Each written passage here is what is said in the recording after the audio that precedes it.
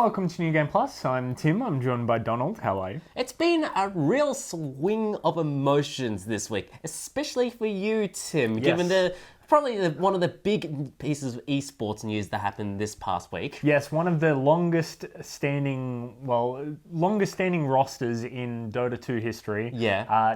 Natus Vincere, they broke up. Who? Navi Gaming. They broke up. A few days later, they sort of reformed. Yeah, so it was a very sad few days and lots of very emotional videos coming out and tributes and everything. And then they reformed with 3 of their old roster. So I don't know. So obviously Dendi is the one that everyone knows. Yes. He still remains with Navi, as does Seneko, and who else? And Funnick, their offlaner. But Funnick is still considered a temporary member of Navi. So they might kick him depending on performance in the next few games. But esports drama, that just comes with esports. And let me ask you, Tim, do you follow the team Navi or do you follow the individual players? I think unlike traditional sports, everyone follows players. But the thing is with the teams is they are so little amount of players that when they swap out 1 or 2, you'll probably still follow the organization. But if they swap out like 4, you might not be following the same team anymore. Yeah, and ultimately, at Navi, it's just such an easy name to chant as well, isn't it? Yes, Which it is. kind of matters when you're in a giant honking big stadium. Yes, it does. This week we have a giant stadium worth of episodes. Oh, nice segue. Yes, I forced that in very well. Let's ignore that shoehorn there. We review Halo 5, a colossal juggernaut on the Xbox One. And another Xbox One game, a colossal juggernaut in the racing series. Oh, God. Forza 6, which we go straight into.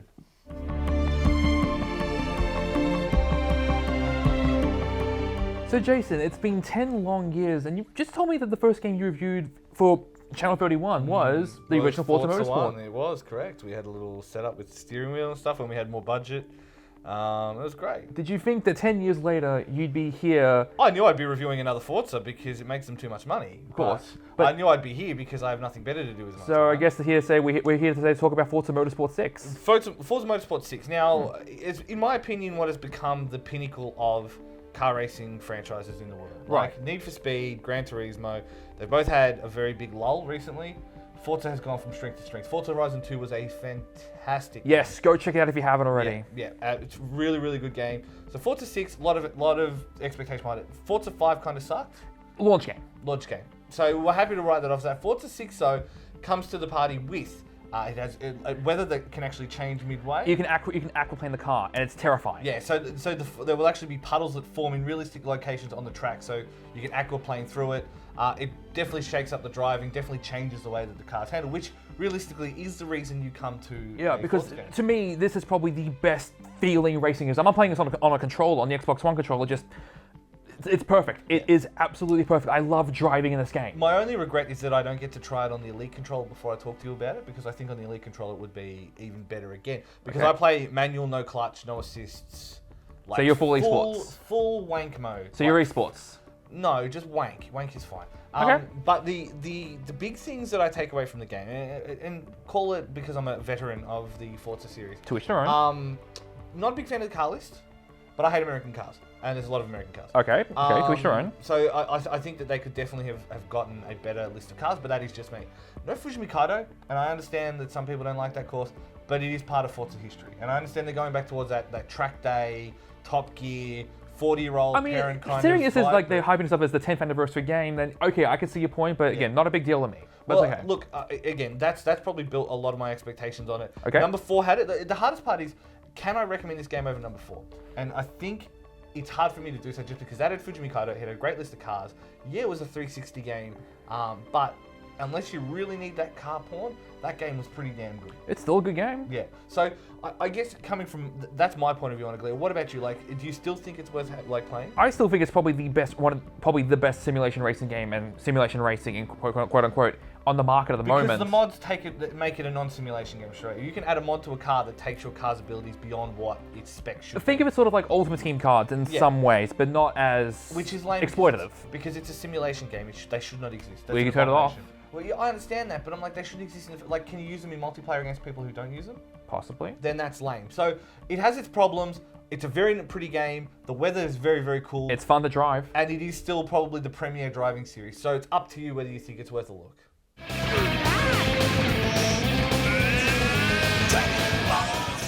All right, Shani. Extreme Butoden. Butoden? Dragon Ball Z game. So it's on the 3DS. Yep. It's by Arc System Works. Okay, you've already got me. All right, so I know, and that's why I wanted to get that out of the way early. It's basically a 2D fighter set in the Dragon Ball Z universe. And so the sprite work looks fantastic. It really does. Like, they've got all the characters down really well. And so, the game looks great. It has a lot of the similar hallmarks of the Arc System Works games. After you take a certain amount of damage, you can access the last part of your super meter, stuff like that. But the game itself is a little bit simple. Simple, I guess, is a good way to put it. There are combos there to actually get, but you'll find yourself very much sticking to X, super. Yeah. So it's Y, but I get what you're saying. Wow. So it's fine. You used to I'm Xbox. thinking, yeah, yeah. it's fine.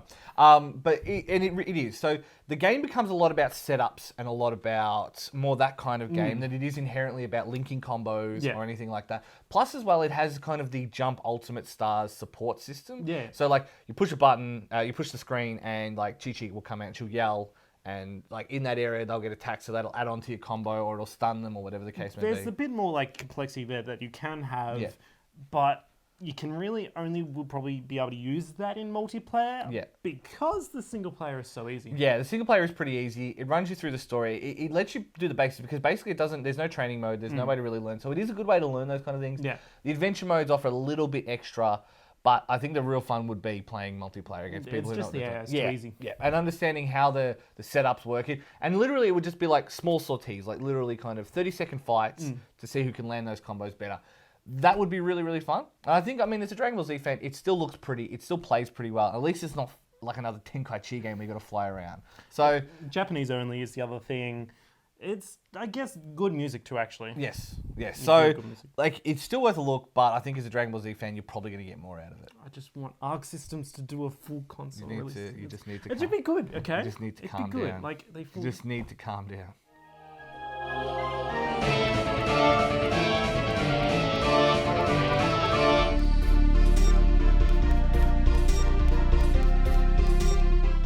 Hi guys, it's Matt here, direct from Japan, and I'm here armed with a voice that could surely make the heavens divide. Donna Burke. Donna Burke, how you doing? I'm very excited to be on your show. Thank you. Absolutely. So you've done plenty of things around here in Tokyo, Japan. A lot of performances, namely Sins of the Father, the main theme song for Metal Gear Solid 5, The Phantom Pain, along with Heaven's Divide, which was in Metal Gear Solid Peace Walker. I'm a very lucky girl. You're very, very lucky. Very lucky girl. I don't forget that. And not only of that, you've also done singing performances along with improv as well, and even the voice of the Tokaido Shinkansen. Yes, indeed. Yes, indeed. I'm everywhere. So actually, I should have started this off with warning: you are now approaching Donna Burke because you are also the voice actress of the iDroid in Metal Gear Solid 5. I am. Absolutely. I've been talking to people all over the world, giving them advice. Especially a lot of English as well, and then all the Japanese businessmen on the Shinkansen go, "Oh, sugoi, sugoi." Yeah, but they don't know it's me. Oh, really? No, Until you say it out on the street, or Well, it's a bit of a party trick. I do sometimes pull that one out. Anyway, so you moved to Japan almost 20 years ago, around about the time where games like Final Fantasy VII, Metal Gear Solid started to take video games more seriously, a lot more narrative-driven and high in production values. Like, how does it feel working in an industry that's starting to grow up and take itself more seriously? It's really exciting, yeah. When I did Silent Hill 2 and Silent Hill 3, the processing power of the computer was so weak that we would have to do things in 30-second takes, and it would be crashing all the time, and so just the processing power is so much better now. So it's great.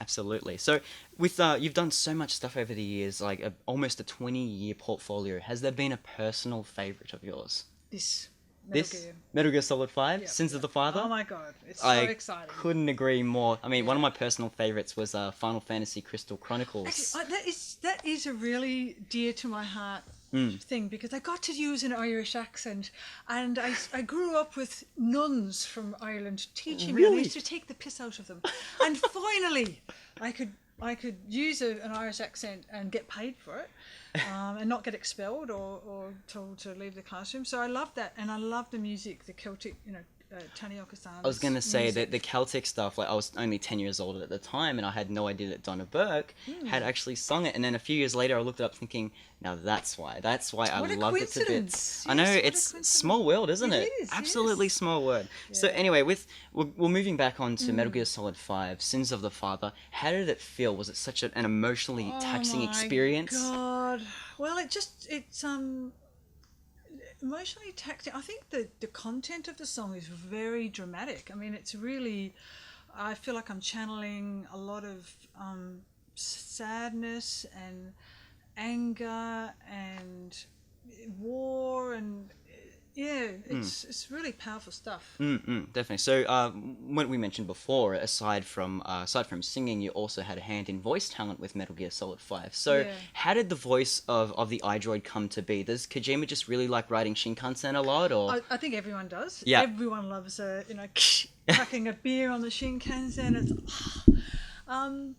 Well, I was doing the Kojima report, the podcast, and of course my party trick being, ladies and gentlemen, welcome to the Shinkansen. This is a Nozomi Super Express. And I everyone's laughing, and then they said, oh, could you do that voice for something else? And I said, sure. And they're like, but won't you get in trouble? And I went, no, that's my voice, my fake voice, because I don't talk like that all the time. Yep. And then you could just see all the light bulbs going off, and within 2 weeks they gave me the part of the iDroid. Thank you very much, Donna Thank Burke, for your you. time. Thank you. And we'll see you guys soon.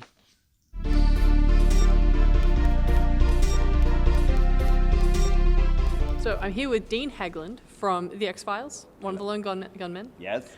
What conspiracy theories have you been chasing recently? Recently. Let's start at the beginning, shall we? So my emails take 4 days to get to anybody. What kind of filter trap is that going through? Yeah. It's really- Obviously NSA. I would say, but I'm in Australia now. Why is it NSA down here? But They're everywhere, man. is that right? Yeah. Oh, see? Okay. I didn't realize that. We were talking before about the amazing X-Files VHS board game. Yes. That you have. Which, yes, and still play. You still play it? I still have a VCR just for that. Come on. Yeah. How hard is it? Because you have to watch. And then pause it. Yeah, Yeah. and then answer, or I forget how that worked actually. Yeah, And then move you your onto character. the thing, and then you have to move around. Yeah, and then you got to a cue to another part of the tape. Yeah. So you have to fast forward, Yep. and then watch another bit of it, and then it's like, It's the height of technology. okay, it was the height of technology. Yeah. Then we came out with another video game, and it was 6 CDs of video things that were interlinked. So it was supposed to be like a grid, so that any direction that you went would sort of connect back. But they put Agent Brendan Beiser was the actor, and his character's name was Agent something, and he was sort of the lead throughout this whole game. And the day they were shooting it, they didn't realize that the writers had killed him off. So he was shot and killed in the episode as they're making this game. They're like, dude, our whole game's around that character, and you just killed him off. You could have told us. We see better communication. I know. Well, nobody knew, or maybe they didn't think a 6 CD set video game. But then they made the X-Files video game. Like legit video. Legit. Yeah. That was ridiculous because Mulder said, look, even though it's a first-person shooter type thing, Yep. I don't want Mulder to have a gun. So what does he do? He kicks the crap out of everybody. He just goes and just, like as you play, he's just like, it looks actually crueler than if he just shot the guy, just kicking an alien in the head for half an hour, trying to kill it. So pretty close. I assume you've seen Firefly, of course. I have seen Firefly, Good. but I only saw it later because, here's a funny story. It was shooting, I met Joss Whedon as he was shooting the pilot. Yep. It was right across the stage from the X-Files. And one of the marketing executives goes, oh, Dean, you want to meet Joss? Yeah, let's go over. What's he shooting? Oh, Firefly. Oh, what's that about? I think it's about flying to Pluto in real time. And I said, what? He goes, yeah, I think they all are on a spaceship, and it's going to be like how long it would actually take to get to Pluto. They're actually just going to go to Pluto, but it'll be in real time. That'll be the show. I go, that sounds horrible. What are you talking about? yeah, I know, I don't know. Well, Josh is, he's a smart guy. and then it's like, Josh, hey, what's this Firefly? I hear, well, I'm not going to tell you what she said, the marketing executive, but it's just like we chatted a bit. And then it's sort of like, am I going to watch this flying the Pluto in real time? So I didn't watch it till everybody went, oh my God, the show's amazing. And I went, that's nothing like what she said. How did marketing, the people responsible, which is probably why, I would think that's why it got canceled. It explains a lot. Yeah, doesn't it? That if that's what the marketing team knows the show to be, oh yeah, we got a great show flying the Pluto in real time. Is it bad that I now kind of want Joss to make a show about flying Pluto in real time? I know, right? He could make it work. It could make it work, because it'd be like, oh, what else are you going to do on that ship? Yeah. And it's a closed set. And Exactly. you're like, yeah. Well, awesome. Thank you so much. Thank you, Alice. Lovely to meet you. Such a pleasure.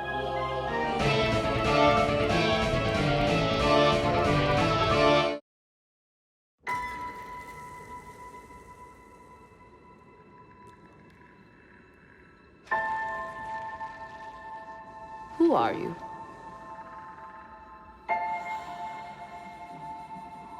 I'm no one.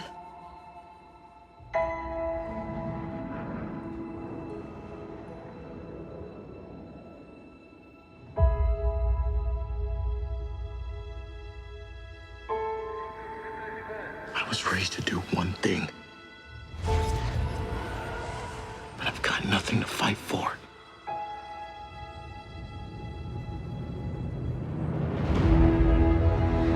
Nothing will stand in our way. I will finish what you started.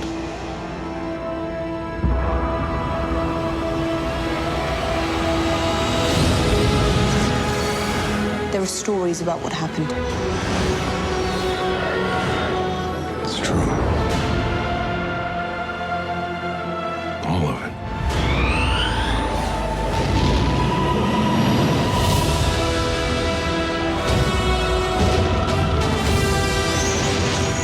The dark side.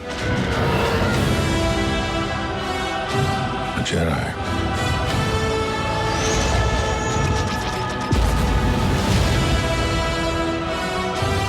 They're real.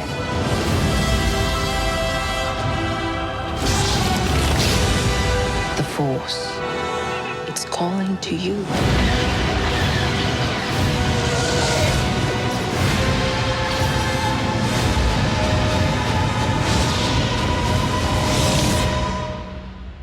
Just let it in.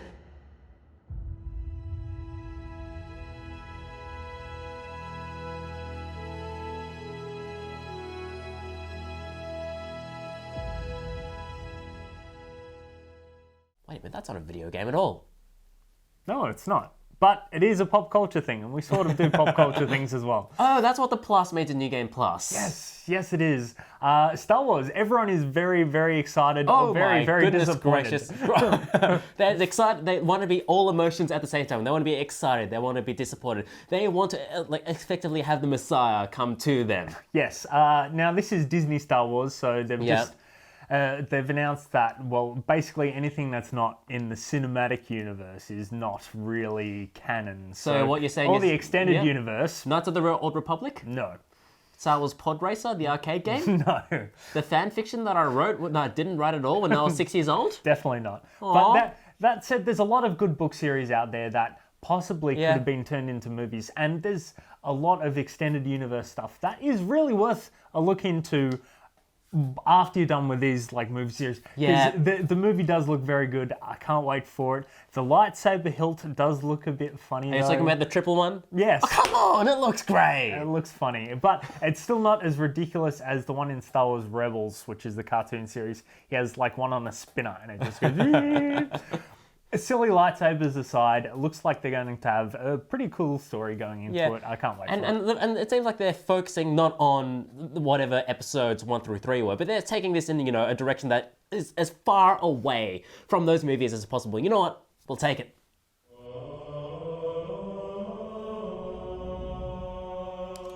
All right, Shaney, it's that time. It's Halo time. Yep. We're going to discuss Halo 5 Guardians.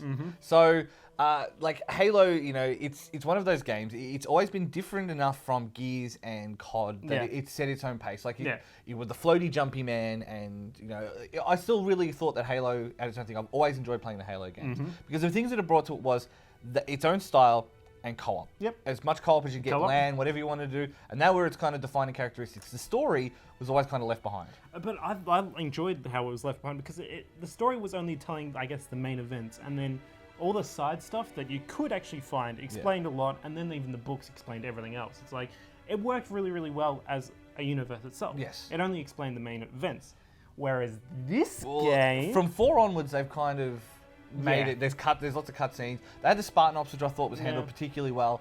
But the story itself, I don't dislike it. But I can understand that they've definitely... It's going too bombastic, even for a series about bringing back the Proclaimers, the Forerunners, just not really explaining why they're back or anything. Like, whatever. Okay, then you have Halsey that she just comes back into the story just because. We get it. They've tried to do a lot with it, and they've put a lot into it, and I just don't know that it works. And but when it's all said and done, like we've said previously, for me the game has to play well. And I think it still does. In a lot of ways, it still does. They've definitely tried to put their own stamp on it. Yeah. Visually, the game looks very nice. The models are very detailed.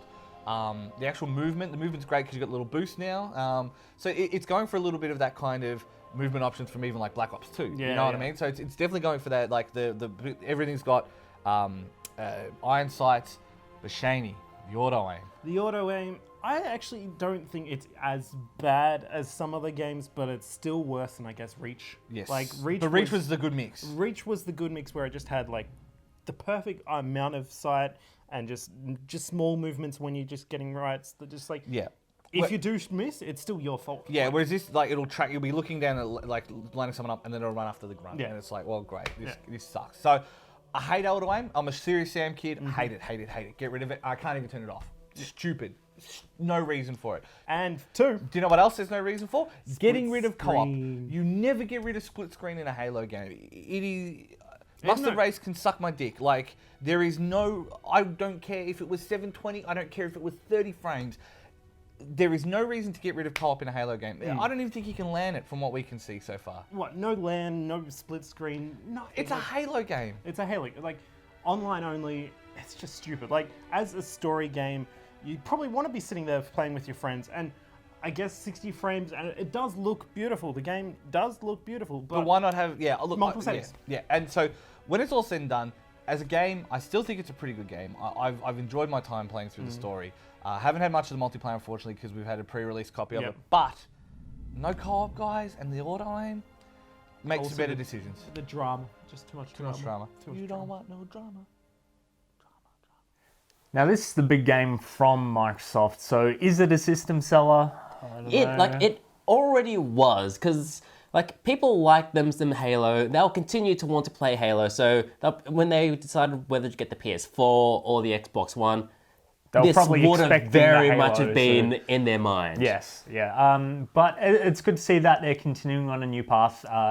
New storyline with lots of new races. Incomprehensible lore, I'm going to assume, because I really liked Halo 4 until the story kicked in. I remember there was something like Mission 7 or something like that, when there's this giant wall of exposition, and it wasn't particularly good either. There was a lot of telling, not showing. Like, it kind of lost focus of what really made that game potentially compelling, and that's the relationship between John Halo and Cortana. Yeah, and Halo games aren't exactly known for their storytelling methods either.